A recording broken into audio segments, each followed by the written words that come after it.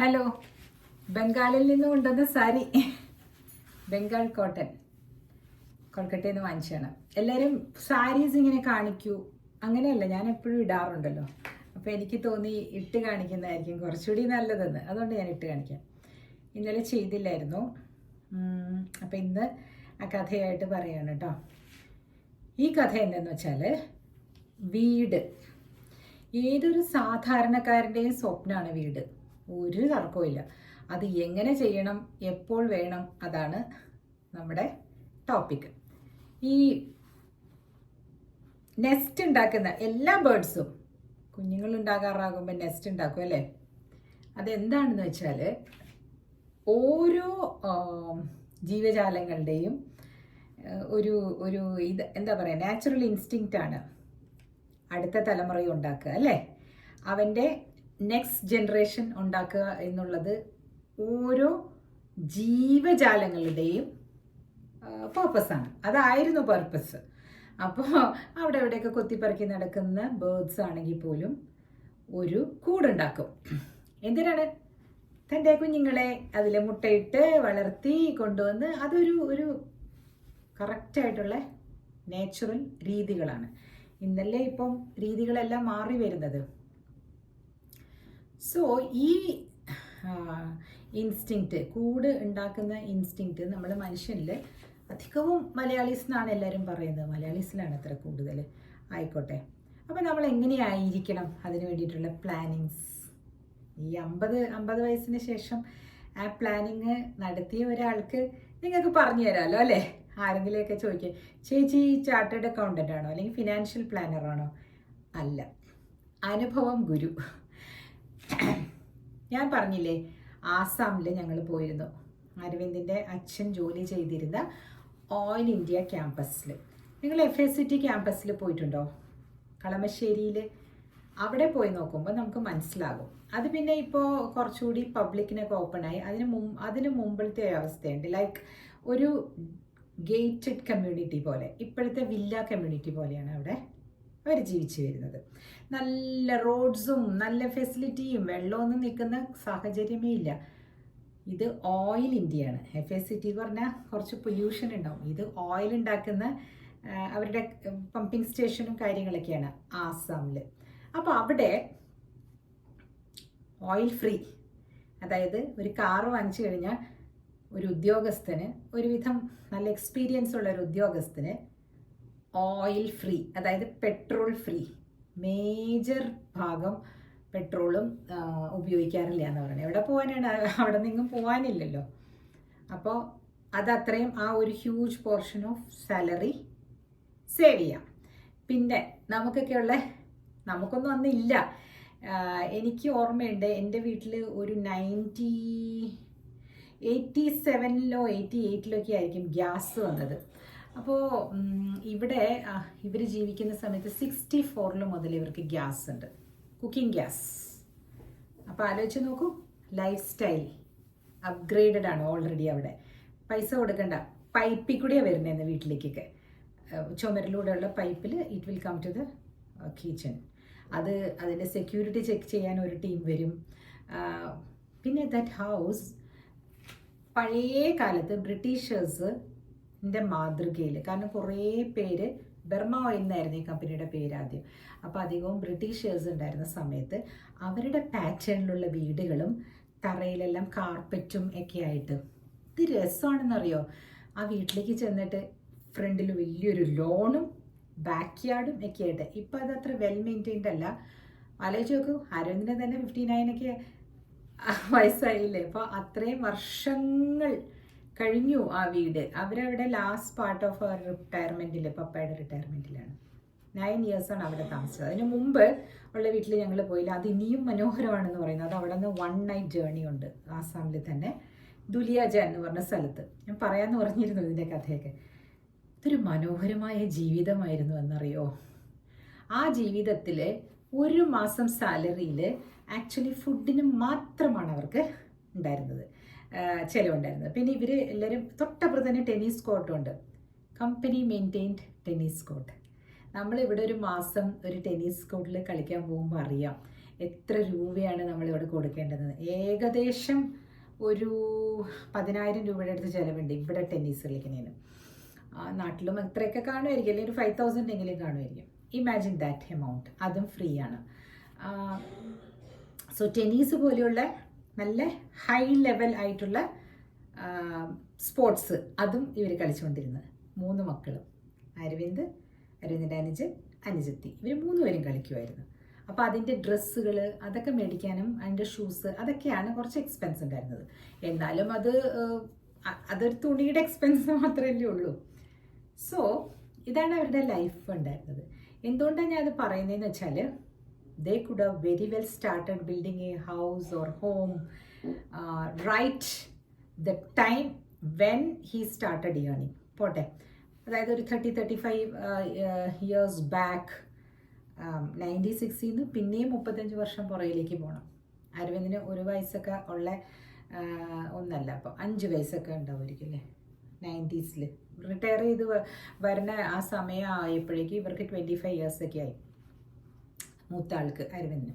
അപ്പോൾ ആ പുള്ളി 25 വർഷം മുമ്പ് അരവിന്ദിൻ്റെ 1 വയസ്സുള്ളപ്പോൾ വാങ്ങിച്ച പ്ലോട്ട്, ചെറിയ ഒരു പീസ് ഓഫ് പ്ലോട്ട്, അതിലാണ് അവരിപ്പോഴും വീട് വെച്ചിരിക്കുന്നത് മാവേലിക്കരയിൽ. അപ്പോൾ അന്നത്തെ കാലത്ത് അതിന് 100 രൂപ സെൻറ്റിന് ആണ് വാങ്ങിച്ചതെന്ന് അമ്മ പറയുന്നത് കേൾക്കാം. അപ്പം ഞാൻ ഈ കഥ എന്തിനാണ് പറയുന്നതെന്ന് വെച്ചാൽ, നമ്മൾ പ്രവാസികൾ അല്ലെങ്കിൽ പുറത്ത് നിൽക്കുന്ന ആളുകൾ, ഇപ്പോൾ എന്നെ കേൾക്കുന്ന 40കളിലെങ്കിലും ഉള്ളവർ ഇപ്പം തന്നെ വീട് വാങ്ങിച്ചോളൂ. ബിക്കോസ് എല്ലാവരും പറയും പഴകിപ്പോകും, അതവിടെ പൊടിഞ്ഞു കിടക്കും. Don't listen to that.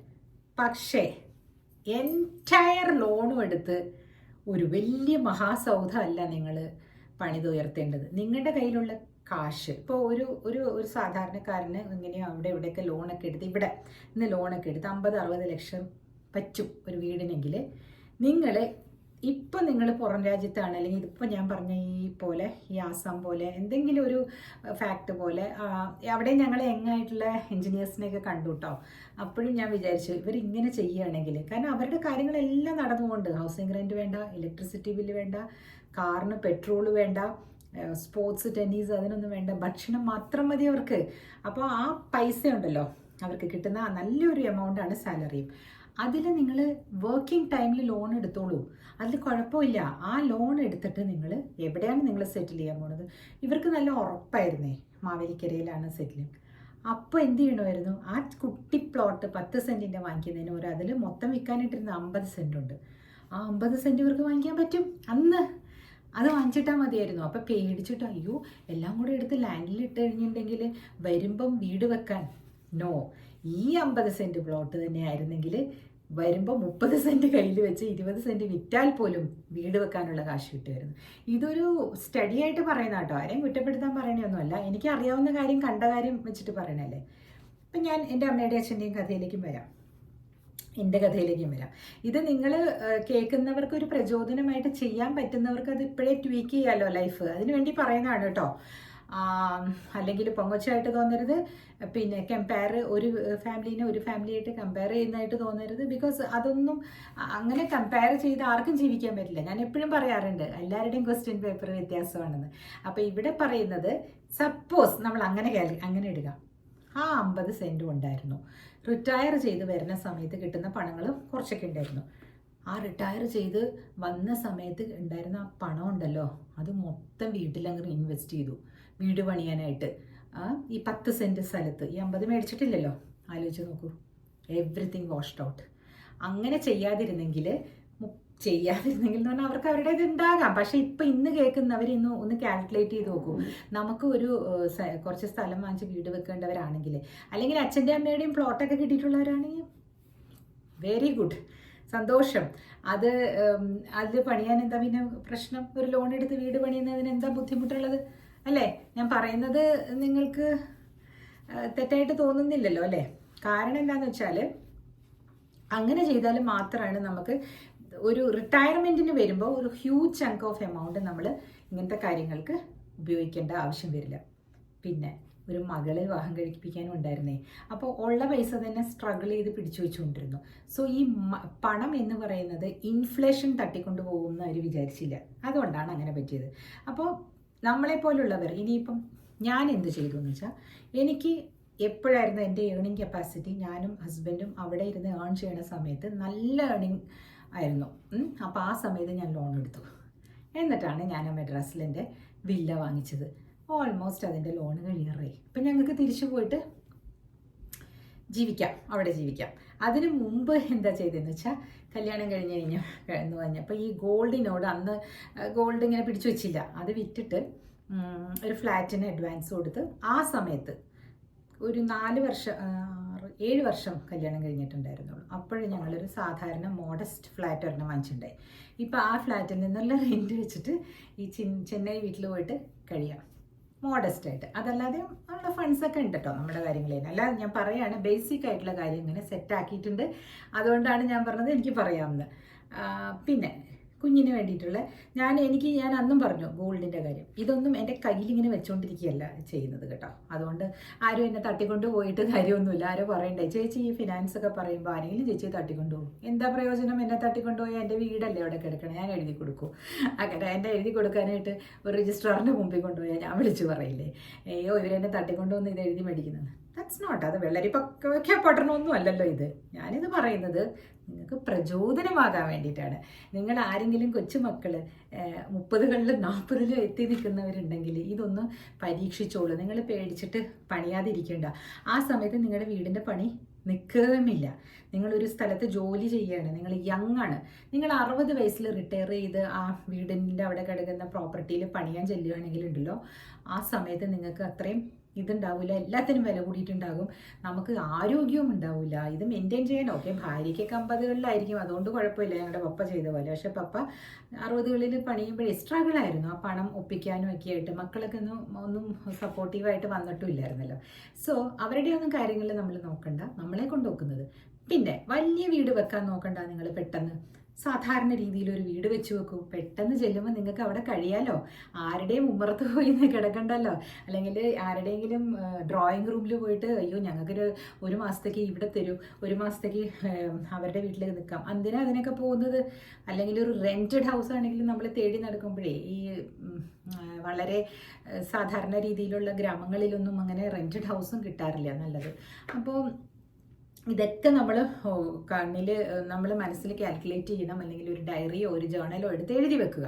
അപ്പം നമുക്ക് കിടക്കാൻ ഒരു കൂര, നമ്മുടെ നാളികേരത്തിൻ്റെ നാട്ടിൽ നാഴിയിടങ്ങണി മണ്ണുണ്ട്, അങ്ങനെ പറയില്ലേ, അവിടെ ചെന്നിട്ട് വച്ചുണ്ടാക്കി കിടക്കാനായിട്ടൊരു സാധാരണ രീതിയിലുള്ള ഒരു വീടുമുണ്ടെങ്കിൽ, അച്ഛനമ്മമാരുടെ വീടെന്നൊക്കെ പറഞ്ഞാൽ ചിലപ്പോൾ അവർക്കത് മരുമകളെ കയറ്റി ഇരുത്താൻ ഇഷ്ടമില്ലാത്തവരാണ്. എന്ത് ചെയ്യും? പലരും പലതരത്തിലുള്ള, പോകണ്ട അങ്ങോട്ടേക്ക്. നിങ്ങൾ നിങ്ങളുടെ ഭാര്യയും കൊണ്ട് നിങ്ങൾ ഉണ്ടാക്കുന്ന വീട്ടിലേക്ക് പോകണം, അല്ലേ? ഭാര്യമാരും അതനുസരിച്ച് ചിലവുകളിലൊക്കെ എന്താ നമ്മൾ ചെയ്യേണ്ടത്? ജോലിയുള്ള ഭാര്യയാണെങ്കിൽ പിന്നെ ഫിനാൻഷ്യലും ഹെൽപ്പ് ചെയ്യും. അതിനകത്തേക്ക് നിങ്ങളുടെ ഓർണമെൻറ്റ്സ് എടുക്കുന്നതിൽ നിങ്ങൾ വിഷമിക്കുകയും വരുത്. 2 പേരുടെയും പേരിലായിരിക്കണം വീട്. അതെന്ത് പറ്റുമെന്ന് അറിയട്ടെ, ഈ വീട് ചിലപ്പം സ്ഥലം അച്ഛനമ്മമാർ കൊടുത്ത സ്ഥലം മകൻ്റെ പേരിലേക്ക് എഴുതുന്നത് കൊണ്ട് ഭാര്യയുടെ സ്വർണ്ണം എടുത്തു കഴിയുമ്പോൾ ഈ ഭാര്യയ്ക്ക് അതിനകത്തൊരു അവകാശം ഇല്ലാണ്ടാകും. അപ്പോൾ എന്ത് ചെയ്യണം എന്ന് വെച്ചാൽ, നിങ്ങൾ അതൊന്ന് മാറ്റി അപ്പോഴേ എഴുതി 2 പേരുടെയും പേരിലേക്ക് ജോയിൻ്റ് ഓണർഷിപ്പ് ആക്കിയിട്ട് വീട് പണിയുമ്പോൾ ഭാര്യയുടെ 100 പവനോ 50 പവനോ എടുത്തിട്ട് പണിയുക. അവരും നിങ്ങളുടെ ജീവിതം മുന്നോട്ട് കൊണ്ടുപോകാൻ അവരും സഹായിച്ചതല്ലേ. ഈ പ്രവാസ ലോകത്ത് അവരും വന്ന് കിടന്ന് നിങ്ങൾക്ക് വേണ്ടിയിട്ട് ഇതൊക്കെ ഒന്ന് ചിന്തിക്കുക.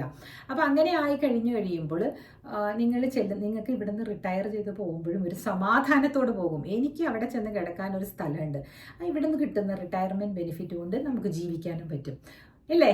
അത് കഴിഞ്ഞ് അവിടെ ചെന്ന് ആലോചിക്കാം എന്തെങ്കിലും ചെയ്യണമോ വേണ്ടയോ എന്ന്. ചിലർക്ക് ബിസിനസ് പറ്റില്ല, ചിലർക്ക് ഈ പണം വെച്ച് തന്നെ പറ്റുള്ളൂ. അപ്പോൾ ആ പണത്തിനെ ഇൻഫ്ലേഷൻ ബാധിക്കാത്ത കുറച്ച് ഇൻസ്ട്രുമെൻറ്റ്സിലിടാൻ വേണ്ടിയിട്ട് ഏതെങ്കിലും ഒരു നല്ല ഫിനാൻഷ്യൽ പ്ലാനറെ കണ്ടിട്ട് നിങ്ങൾ അവരുടെ അടുത്ത് പോയിട്ട്, ഇതെൻ്റെ കയ്യിൽ ഇതാ ഇത്രയുണ്ട്, ഇനിയിപ്പോൾ ബാക്കി 50 ലക്ഷം, 50 ചിലർക്ക് 25 ലക്ഷം ആയിക്കോട്ടെ, അതിനെ ഒന്ന് മാറ്റിയും മറിച്ചും ഒക്കെ അവർ പറഞ്ഞു തരും. നിങ്ങൾക്ക് മാസം നിങ്ങളുടെ മന്ത്ലി ഇത് എക്സ്പെൻസ് എന്തായിരിക്കും പറയട്ടെ. ബിഗ് പർച്ചേസസ് ഒന്നും നമുക്ക് കാണത്തില്ല. പിന്നെ വലിയ കാറൊന്നും വാങ്ങിച്ചിടരുത്. ഈ നമ്മുടെ വരുമാനത്തിനനുസരിച്ചുള്ള കാറായിരിക്കണം. അത് നമുക്ക് എവിടെയെങ്കിലുമൊക്കെ ഒന്ന് പോകാനും അമ്പലത്തിലൊക്കെ ഒന്ന് രാവിലെ പോയി തൊഴാനും ഒക്കെ ഉള്ള സാധാരണ മാനേജബിൾ ആയിട്ടുള്ള വലിയ മെയിൻ്റനൻസ് ഇല്ലാത്ത കാറൊക്കെ. ഞാൻ പറയുന്നത് ആരുടെ കയ്യിലാണോ പണമുള്ളത് അവർ വാങ്ങിച്ചോളൂ കേട്ടോ. അതൊന്നും ഒരു പ്രശ്നമേ അല്ല, വാങ്ങണം എന്ന് തന്നെയാണ് ഞാൻ പറയുന്നത്. അതല്ല ചെറിയ വരുമാനത്തിലാണ് നമ്മളിനി ജീവിക്കേണ്ടതെന്ന് എല്ലാവർക്കും അതുപോലെ വലിയ വലിയ വരുമാനം ഉണ്ടാകണമെന്നില്ലല്ലോ. So keep it in mind. നാട്ടുകാരെ ബോധിപ്പിക്കാനായിട്ട് വലിയ കാറും വേണ്ട, വലിയ വീടും വേണ്ട എന്നാണ് നമ്മുടെ തീരുമാനമെങ്കിൽ നമ്മുടെ ജീവിതം ഒരു നല്ല സ്ലോ ലിവിങ്ങിൽ, അതായത് 60 വയസ്സ് കഴിഞ്ഞ് നമ്മൾ തിരിച്ചു പോകുന്നവർക്ക് സമാധാനമായിട്ട് ജീവിക്കാം അല്ലേ. വല്ലപ്പോഴും ഒക്കെ ഒരു സെറ്റുമുണ്ടോ അല്ലെങ്കിൽ ഒരു കോട്ടൺ സാരിയോ ഒക്കെ മേടിക്കാനുള്ള വരുമാനമൊക്കെ നമുക്കുണ്ടാകും. നിങ്ങളൊന്ന് ആലോചിച്ച് പ്രവർത്തിക്കുക. ഓക്കെ, അതിന് വേണ്ടിയിട്ടാണ് ഞാൻ ഈ പറഞ്ഞത്. ഈ പ്രവാസി ലോകങ്ങളെല്ലാം കൂടി ഈ പെട്ടി വലിച്ചു കെട്ടി നാട്ടുകാരെ മുഴുവനും അയാൾ വന്നിട്ടുണ്ട് നമുക്കൊന്ന് പോയി കാണാമല്ലോ, അതൊക്കെ കിട്ടും, അങ്ങനെ പറഞ്ഞ ആളുകൾ ഉണ്ട് കേട്ടോ. ഇതൊന്നും നിങ്ങൾ കണക്കാക്കണ്ട. ആൾക്കാർ പറയും ഈ ചേച്ചി സെൽഫിഷ് ആണല്ലോ. ആയിക്കോട്ടെ, നാരോ മൈൻഡഡ് ആണല്ലോ, ആയിക്കോട്ടെന്നേ. ആര് കൊണ്ട് തരും നമുക്ക്? ഒരു വിക്സ് നമുക്ക് കൊണ്ട് തരുമെന്ന് നോക്കും നിങ്ങൾ. നമ്മൾ എന്തിനാണ് അതിന് നോക്കുന്നത്? യെസ്, ബി എ ഗിവർ എന്ന് ഞാൻ പറയാറുണ്ട്. അതാണെങ്കിലും പാത്രം മറിഞ്ഞ് വിളമ്പണം. എന്ത് പറയുന്നു? അപ്പോൾ ഇന്ന് ഇത്ര മതി. വീട് മേടിച്ചോളൂ കേട്ടോ. 40 വയസ്സിനുള്ളിൽ വാങ്ങിക്കണം, അല്ലെങ്കിൽ പണിയണം. Okay, thank you.